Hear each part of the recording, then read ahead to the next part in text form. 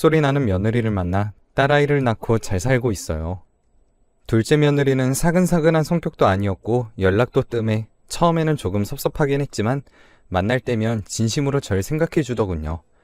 둘째 며느리도 제가 섭섭해하는 것을 눈치챘는지 자신의 성격에 대해 제게 양해를 구했어요.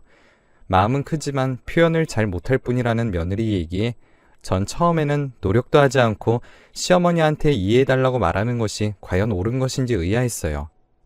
남편에게 이 얘기를 했더니 사람마다 성향이 다른 건 당연하다며 가식적으로 행동하지 않고 우리에게 얘기해 준 게 더 좋은 거라고, 둘째 며느리도 얘기하기가 쉽지 않았을 거라며 제게 이해하라고 하더군요. 머리로는 이해가 되지만 그래도 조금 섭섭했는데 시간이 흐르고 보니 둘째 며느리의 한결같은 행동과 표현이 절 무시해서 그렇게 얘기하고 행동한 것이 아니라는 것을 느낄 수 있게 해주었습니다. 이후 전 둘째 며느리와 서로를 이해하며 존중하는 사이로 발전했고 다른 사람이 부러워할 정도로 돈독한 고부 사이가 되었죠. 정말 어디 내놔도 손색 없는 둘째 내외와 귀여운 손녀는 제 보물 같았습니다. 큰아들은 25살의 며느리를 만나 두 딸아이를 낳았어요. 조용한 성격에 말수가 별로 없는 큰 며느리를 맞이했을 때는 저 역시 시어머니가 된 게 처음이라 잘 못해줬던 것 같네요. 그런 시어머니가 뭐가 좋다고 큰 며느리는 집안에 일이 없어도 종종 찾아왔습니다. 그렇게 자주 보니 정이 깊이 들게 되었고 좋은 물건이 들어오면 둘째 며느리의 눈치를 살피며 큰 며느리부터 챙기게 되더라고요. 사실 큰 며느리부터 챙기게 된 건 그 이유뿐만은 아니었어요. 둘째 아들은 남편을 닮아 다정했고 수입 역시 좋았습니다. 거기다 둘째 며느리도 약사라 경제적으로 충분히 여유가 있었어요. 하지만 큰아들은 직업 군인으로 수입은 안정적이지만 외벌이라 둘째네보다는 경제적으로 풍족하진 못했죠. 더군다나 큰아들은 누굴 닮았는지 성격이 고지식하고 말수도 없었거든요. 그런데 똑같이 자신을 표현하지 않는 큰 며느리가 마음에 걸렸죠. 그런 제 마음을 아는지 제가 늘 큰 며느리를 먼저 챙겨도 둘째 며느리는 질투 한 번을 하지 않고 챙기는 걸 돕더라고요.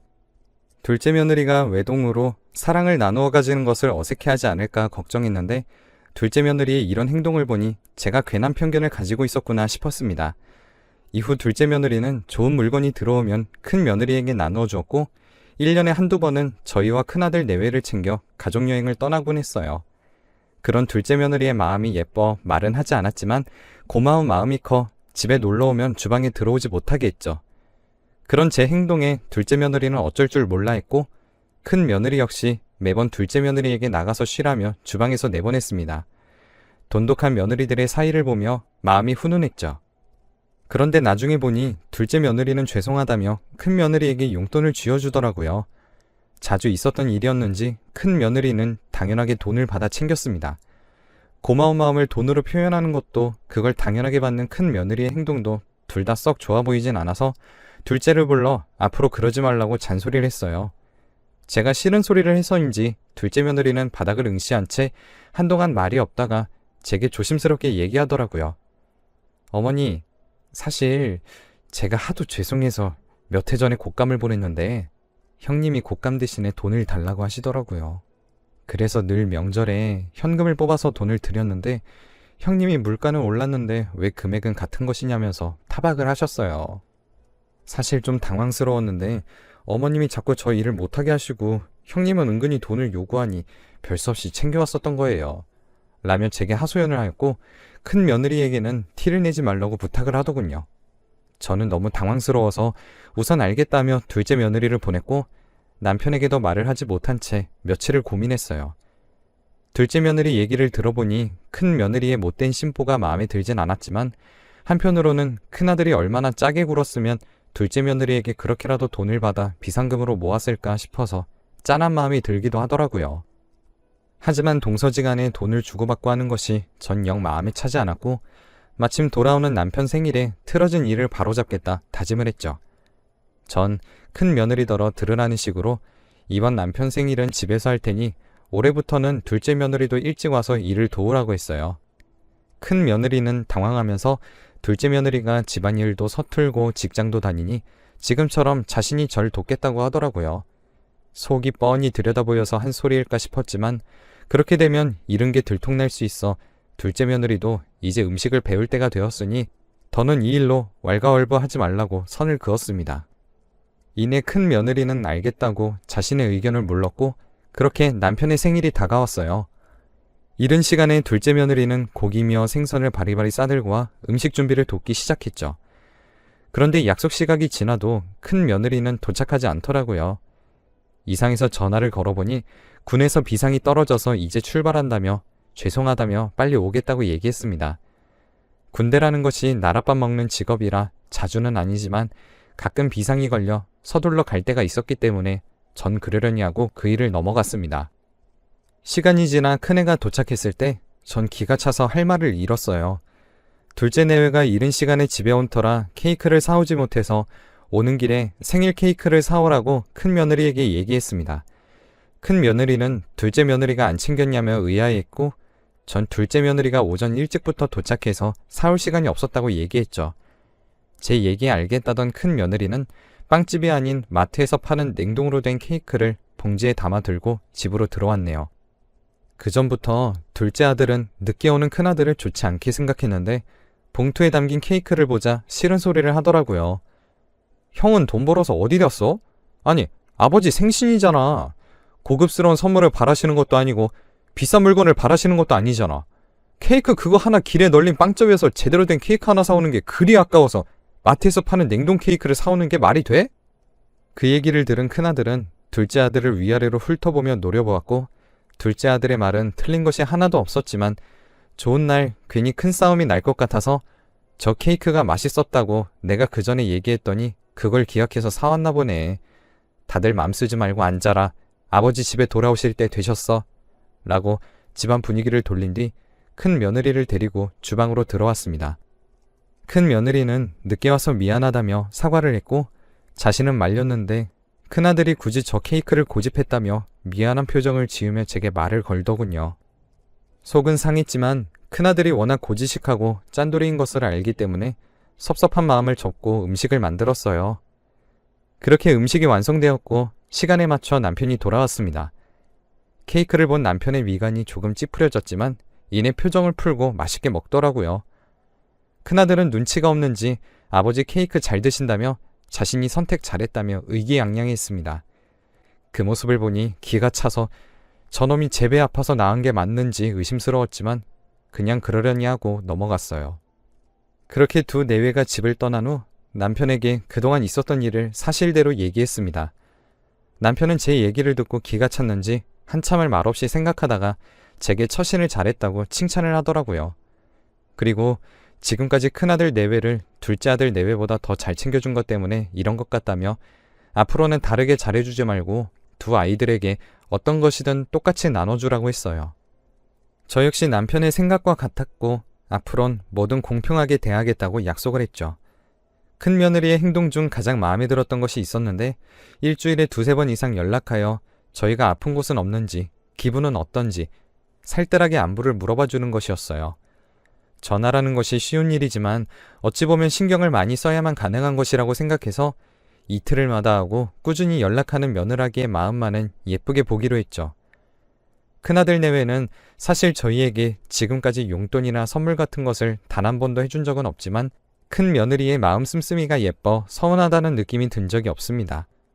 케이크 사건 이후 큰 며느리는 수시로 전화를 걸어 여전히 살뜰하게 저희를 챙겼고 그런 정성에 마음이 조금 풀리더라고요. 날이 풀리고 친척에게 제철 수산물을 택배로 올려줬어요. 새벽에 잡은 거라며 조개와 쭈꾸미, 낙지를 보내주었고 저는 남편과 약속한 대로 큰 며느리와 둘째 며느리를 불렀죠.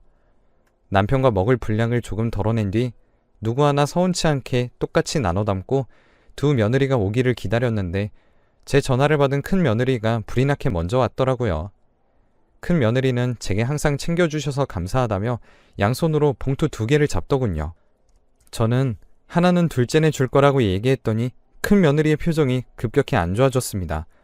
어머니, 동선에는 챙겨주지 않아도 잘 살아서 알아서 사다 먹잖아요. 지금까지 저희만 챙겨주시더니 혹시 저번에 케이크 때문에 섭섭해서 그러세요? 라고 말하는 거예요. 그 말에 전 당황해서 섭섭해서가 아니라 지금까지 너무 둘째 아이를 챙기지 않아 미안해서 이러는 거고 앞으로는 똑같이 챙겨줄 거라고 얘기했습니다. 큰애는 알겠다면서 냉랭하게 자리를 떴고 저는 당황해서 한동안 멍하니 텔레비전만 바라보았어요. 7시가 좀 넘어 약국문을 닫고 온 둘째는 저번에 보니 비타민이 떨어지셨던데 왜 말씀을 안 하셨냐며 식탁에 올려놓으면서 제게 챙겨줘서 고맙다고 하더라고요. 제게 연신 고맙다며 신이 난 발걸음으로 집을 나서는 며느라기를 보니까 그동안 아이들을 편애한 것 같아 미안했어요. 같은 것을 챙겨주었는데 너무나도 다른 며느리들의 반응을 보니 그동안 제가 정말 잘못했다는 생각이 들어 얼굴이 빨개지더군요. 또한 그동안 제가 챙겨온 것을 너무나 당연시하고 나누는 것을 달갑게 생각하지 않는 큰 며느리의 태도가 마음에 들지 않아 한마디 하려고 전화를 걸었더니 받질 않더라고요. 여러 차례 전화를 해보았지만 받지 않는 큰 며느리가 괘씸한 마음에 언제 전화를 걸어올지 두고 보자며 저 역시 더는 연락하지 않았습니다. 하루가 지나고 점심이 다 되어서야 큰애의 전화가 왔어요. 큰 며느리는 어제 주신 수산물이 너무 맛있었다며 큰아들과 오랜만에 술잔을 기울이다가 과음을 해서 이제야 확인했다며 핑계를 대더군요. 큰아들은 술을 좋아하지만 다음날 출근을 해야 하는 날이면 절대 취하지 않을 정도로만 마시는 걸 제가 누구보다 잘 알고 있었는데 큰 며느리는 제게 아들과 술을 너무 많이 마셨다며 말도 안 되는 핑계를 눈 하나 깜빡거리지 않고 대고 있었죠. 전 기가 차서 잘 들어갔는지 물어보려 연락했다고 속 아플 텐데 어서 해장하라며 전화를 끊었습니다.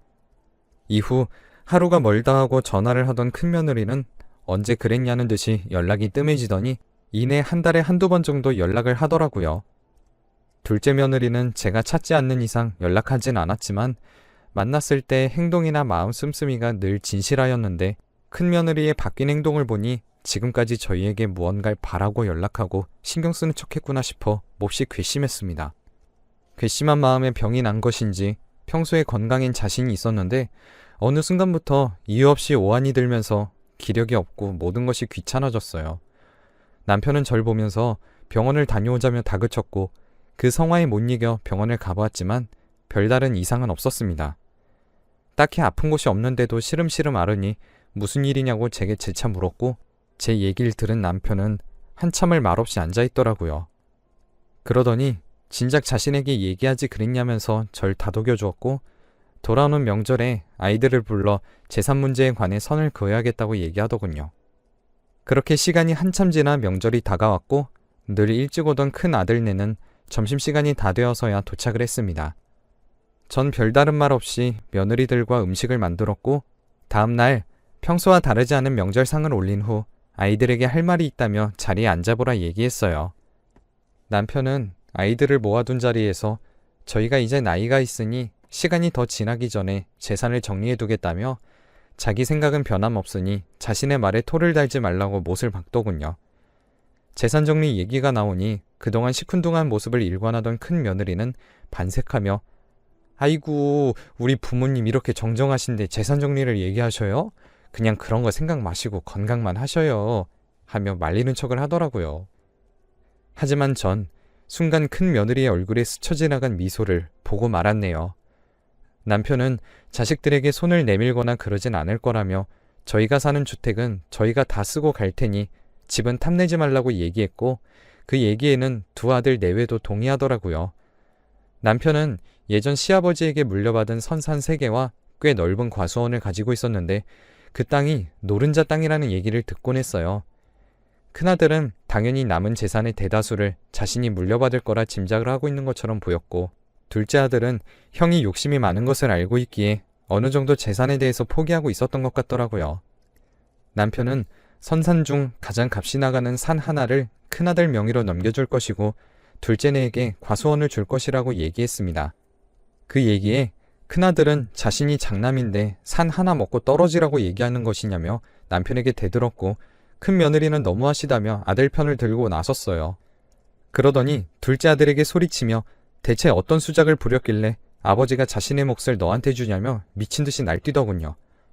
그 모습을 본 둘째 아들은 화가 나 큰아들에게 화를 냈고 전 그런 아들들을 보니 자식을 잘못 키운 것 같아 한탄스러웠어요. 둘째 아들을 뜯어말리던 둘째 며느리는 제 모습을 보더니 말리는 것을 그만두고 황급하게 절 안방으로 데리고 들어왔습니다. 그리고는 명절인데 좋지 않은 모습을 보여드려 죄송하다며 사과를 하더라고요. 전 간신히 마음을 추스렸는데 갑자기 방문을 열고 큰 며느리가 들어오더라고요. 큰 며느리는 제 앞에 앉더니 과수원은 넘겨주겠다면서 나머지 선산 2개는 자신들이 가지겠다고 통보를 하더라고요. 저는 기가 막혀서 선산 2개는 팔아서 그 돈은 형편이 좋지 않은 사람들을 위해 사용하길 바라는 마음으로 기부하기로 했다고 더는 탐내지 말라고 얘기했어요. 그랬더니 큰 며느리는 표정을 싹 바꾸며 제게 쏘아붙이더라고요. 어머니, 지금껏 저한테 해주신 게 뭐 있다고 재산도 안 주신대요? 처음 결혼했을 때 저한테 말도 못되게 하시고 밀어내시다가 둘째네 들어오니까 이미지 관리하신다고 그제서야 저 챙기는 척을 하셨잖아요. 그리고 제가 어머니 도와서 음식 도와주는 게 미안해서 동서가 돈 몇 푼 제게 찔러주는 것도 아까워신 거 모를 줄 알았어요? 그래서 동서 보고 돈 주지 말라고 하신 거 제가 모를 줄 알았냐고요. 동서가 어머님이랑 편먹고 입 닫는다고 제가 모를 줄 알았나 본데 그렇게 제가 야속하시면 이렇게 뒤통수 치시지 말고 말로 하세요. 그 얘기를 들으니 머리가 핑 돌았고 둘째 며느리도 큰 며느리의 말에 넋이 나갔는지 큰 며느리를 빤히 보면서 말씀이 지나치다고 중재를 시도하더라고요. 그 말에 큰 며느리는 더 화가 났는지 말을 이어나갔습니다. 동서는 욕심 없는 척 하는데 이제 가식 좀 그만 떨어. 동서처럼 배운 사람이 받아먹을 것 없는 시댁에 못하러 마음을 쓰겠어? 아, 과수원이 탐나서 그동안 어머니한테 작업을 걸었던 거야 혹시? 라며 비꼬았고 둘째도 더는 참기 힘들었는지 자리를 박차고 일어났죠. 그러더니 저에게 잠시 나가서 커피 한 잔 사 먹고 오자며 절 이끌었고 저도 벗어나고 싶었던 터라 둘째와 함께 근처 공원으로 향했어요. 저와 둘째 며느리는 한동안 아무 말 없이 앉아있다가 마음을 진정시키고 난 이후 다시 집으로 돌아갔고 큰아들 내외는 아직도 선산을 다 내놓으려며 거실에 드러누워 있더라고요. 화가 머리끝까지 난 남편은 큰아들에게 더 말하지 말라며 큰아들에게 물려줄 돈은 한 푼도 없다고 선언을 했어요. 이에 큰아들 내외는 부모 자식 인연을 끊겠다며 소리를 질렀고 남편은 경찰을 부르기 전에 집에서 나가라며 다그쳤죠. 큰아들 내외는 씩씩거리며 집을 나갔고 한 달이 다 돼서야 자신이 잘못했다며 전화를 걸어왔지만 남편은 자신은 아들이 하나라며 잘못 전화했다고 끊어버리더라고요. 이후 큰 며느리는 제게 수시로 전화를 했지만 전 받지 않았고 나중에 법적 문제로 번질 것 같아 모든 재산을 둘째에게 넘겨주었답니다. 모든 재산을 넘긴 것을 알게 된 큰아들 내외는 더는 자신의 부모가 아니라면서 저희와 연을 끊어버렸고 그렇게 벌써 3년이 지났네요. 재산을 다 넘겨주었을 때 주변에서 걱정이 많았는데 저희가 둘째 복은 있는지 둘째 내외는 더 자주 찾아왔고 예전보다 살뜰히 저희를 살펴주면서 자신이 들고 있지만 모든 재산이 부모님이 일구신 것이기 때문에 함부로 쓸 수 없다고 하며 재산에 관하여 얘기할 것이 있으면 늘 저희와 상의를 해주고 존중해줘서 고맙더라고요. 돌이켜보면 자식 하나를 잃은 것 같아 마음은 쓰리지만 재산만 바라보고 자신만 아는 욕심 많은 자식이기에 더는 생각하지 말자 마음을 다스리곤 해요. 오늘은 늘 저희를 생각해주고 챙겨주는 아이들과 근사한 곳에서 외식이라도 해야겠네요. 제 사연은 여기까지입니다.